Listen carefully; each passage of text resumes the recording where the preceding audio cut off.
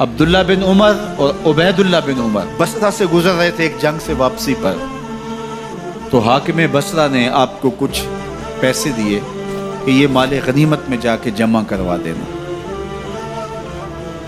اور پھر خود ہی مشورہ دیا کہ عراق کے اندر فلاں فلاں چیز بہت سستی مل جاتی ہے اور حجاز میں ان چیزوں کی قیمت زیادہ ہے، تو اگر آپ ایسا کر لیں کہ یہ ان پیسوں سے خرید لیں اور جا کے مدینہ المنورہ میں فروخت کر دیں، تو جو زائد پیسے آپ کمائیں گے وہ آپ کے ہوئے، اور یہی اشرفیاں جو میں نے دی ہیں آپ کو، اتنی اشرفیاں بیت المال میں جمع کروا دینا۔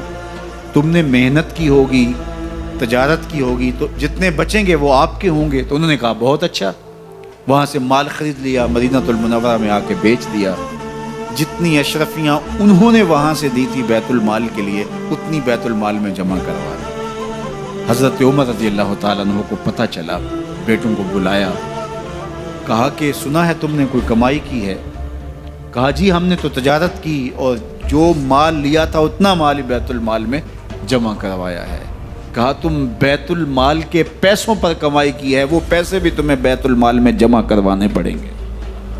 یہ عمر ہیں رضی اللہ تعالیٰ عنہ۔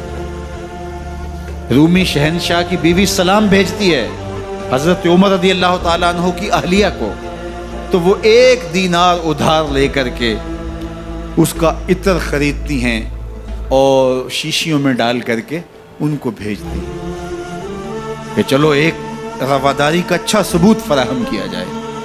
تو وہ واپسی پر انہی شیشیوں کے اندر قیمتی موتی بھر کے بیچتی ہیں، جواہرات بھر کے بیچتی ہیں۔ حضرت عمر رضی اللہ تعالیٰ عنہ فرماتے ہیں لاؤ یہ سارے جواہرات، سب کو فروخت کرتے ہیں، 1 دینار اس کو دیتے ہیں، باقی بیت المال میں جمع کر دیتے ہیں۔ تو جب اپنی زندگی اتنی محتاط ہوگی، اتنی خوبصورت ہوگی، تو پھر کس طرح کوئی گورنر زیادتی کر سکتا ہے؟ تو حضرت سیدنا عمر رضی اللہ تعالیٰ عنہ نے اپنا طرز زندگی اور انداز معاشرت اتنا سادہ اور اتنا خوبصورت رکھا کہ اس کے مطابق تمام گورنروں کو ڈھالنے کی تلقین کی۔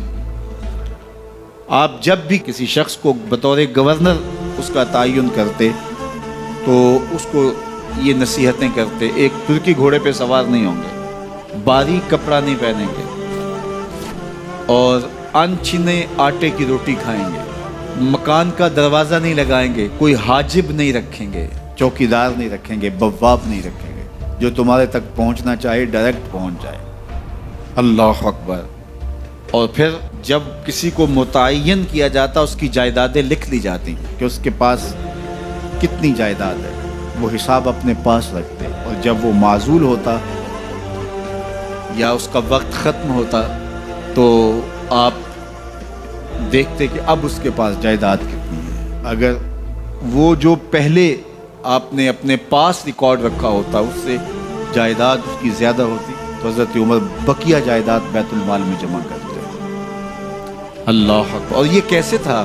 گورنر بول نہیں سکتا تھا، اس لیے کہ حضرت عمر کی اپنی بود و باش بھی اسی طرح کی تھی، اپنا طرز زندگی بھی اسی طرح کا تھا۔ مال غنیمت میں بہت ساری چادریں آتی ہیں جو سب کو تقسیم کر دی جاتی ہیں۔ خطبہ جمعہ دینے کے لیے آئے تو ایک شخص کھڑا ہو گیا، عمر خطبہ بعد میں سنیں گے، پہلے یہ بتائیں کہ یہ جو تم نے قمیض پہنی ہے یہ کہاں سے آئی؟ مال غنیمت کے اندر جو چادریں آئی ہیں سب کے حصے میں ایک ایک چادر آئی، آپ داراز قد ہیں، ایک چادر سے قمیض نہیں سل سکتی، تو آپ کی قمیض کہاں سے آئی؟ پہلے اس سوال کا جواب دے دیجئے، پھر خطبہ سنیں گے۔ اللہ اکبر۔ آپ کے بیٹے کھڑے ہوتے ہیں، کہا ایک چادر سے میرے باپ کی قمیض نہیں بنتی تھی، میں نے اپنے حصے کی چادر بھی اپنے باپ کو پیش کی ہے۔ اس نے کہا اب سناؤ، اور ہم سنتے ہیں۔ یہ ہے حضرت عمر رضی اللہ تعالیٰ عنہ کی اپنی ذاتی زندگی۔ ایاز بن غنم کے بارے میں یہ پتہ چلتا ہے کہ وہ موٹے کپڑے نہیں باریک کپڑے پہنتا ہے۔ اس نے گھر کے دروازے پر بواب بھی رکھا ہوا ہے، چوکیدار بھی رکھا ہوا ہے۔